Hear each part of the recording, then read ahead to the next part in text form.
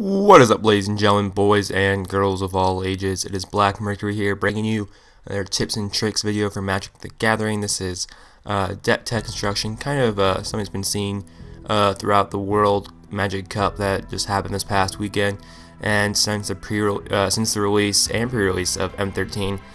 This has been really big in Standard and in M13 draft, and that is Black White Exalted.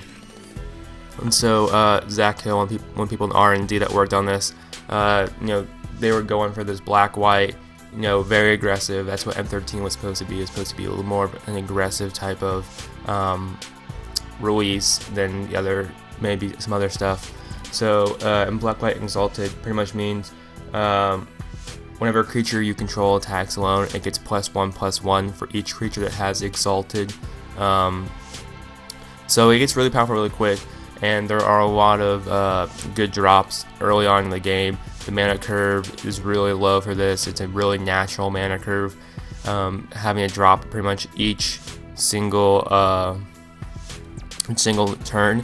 And so without further ado, let's get into it. So the first drop is going to be probably the only one drop I think that's exalted, and that is Duty Bound Dead, which is a black 0/2 exalted with a regen of 4 mana.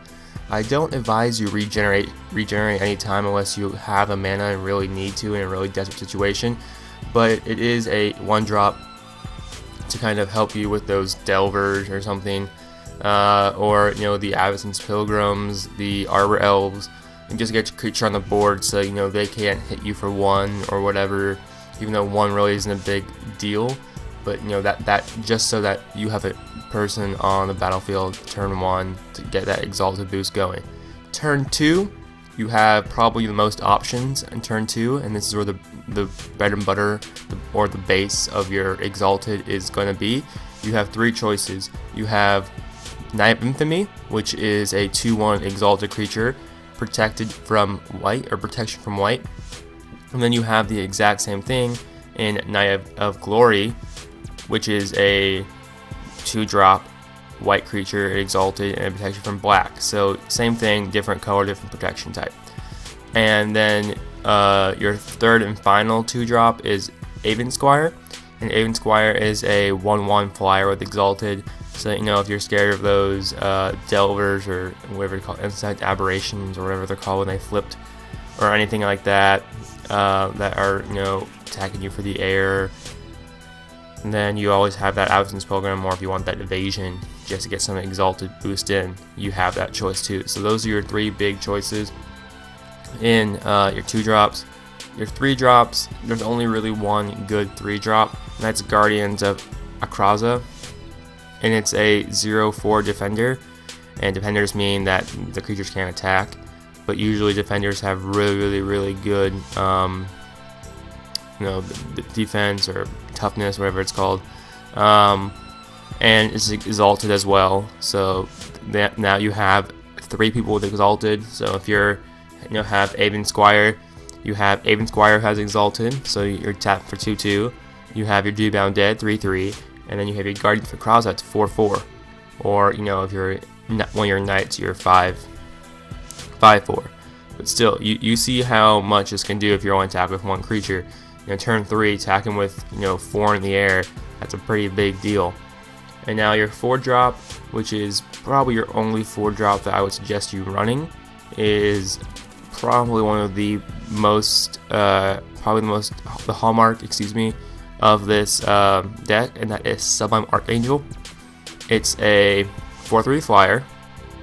It's flying. Alright, I said that 4/3 flyer and exalted, and it gives all the other creatures an additional exalted boost. So if you just tap Archer by itself, you're tagged with a 5/4. But each other, so Guardian of Akraza now provides +2/+2 instead of +1/+1. Duty Bound Dead +2/+2. Avensquire +2/+2. So each creature that has exalted or doesn't have exalted gets automatically another +1/+1. And so that's really good. Sublime Archangel itself doesn't say that it can. Sublime Archangel only gives you +1/+1 with that card. Sublime Archangel doesn't give itself +2/+2. But you gotta think though. Every creature now gives you +2/+2. You're gonna get hit in the air like no other Assaulting Archangel. And now your 5-drop. You can drop anything you want here. Now you can drop a Duty Bound Dead, another Sublime Archangel, another Guardians of Akraza, what have you, whatever you need to drop. You can drop a Murder, you can drop a Duress, you can drop a lot of other things, Pacifism, etc., etc. And your 5-drop, because you're not always going to have the ability to drop a person each turn in case you need something to go wrong, or else you want to duress someone or kill a creature with Tragic Slip. So you always don't have the option of dropping a creature each turn. And turn 5 really is the best turn to have the most opportune turn. So they drop something that's like their 5-drop. If they drop a Hunt Master of the Fells on turn 5, that is the optimal time for you to murder that thing, or Tragic Slip, or what's it called, Deadweight or something, whatever it is. And that's your turn. Now your 6-drop is your best drop, and that is the highest on the mana curve. Nefarix, Lord of Grixis, I think that's how you pronounce it. It's a 5/5 flyer, so it's definitely your biggest creature, and it's exalted. So just by himself, he's tapping for 6/6. Just if you have him on the field, or someone Day of Judgments or whatever. And whenever he attacks alone, the opposing player chooses one of his creatures and destroys it, I think is his ability. I'll put it up on the screen. You can read it if I'm wrong, but I'm pretty sure that's what his ability is. And so that's your creature base. Some other creatures you can think about running that are really good are a Johnny Sunstriker, which has lifelink. So damage dealt by this creature also causes you to gain that much life, whether it's combat damage or direct damage to the player. You also have, I think what's it called? Hero of the Pride, I think that's what it's called. And it's a 1/1 or 2/2, and every time you put a creature into play, you get 2 health. I think it is here, right here. Whenever another creature enters the battlefield under your control, you gain 2 life. It's a 2/3 4-drop. So no, not bad. And you have, of course, you have pacifisms, you have murders, you have duress, you have so many options. You have O-ring. You have so many options to do for your spells. Your sideboard can be so much. You can have Sorn in your sideboard, the black-white one. You can have a Johnny. You can have a lot of different people in your sideboard that can help. You can always have more spells in case someone's running like a what's it called, a new blue deck or whatever it's called.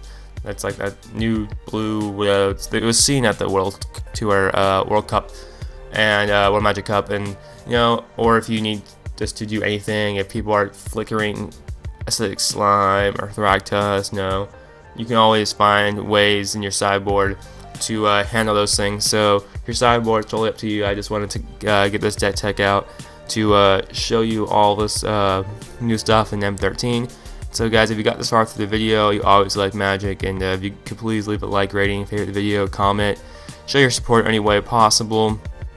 You're what keeps me going, makes me making these things. I know I haven't been very consistent lately, but I'm trying my hardest to find new stuff for you. I'm currently playtesting a lot of this stuff, so that's why I don't want to give out videos unless I know for sure what I'm talking about. And so guys, till the next video, have a great day, great night, wherever you are, and as always, peace.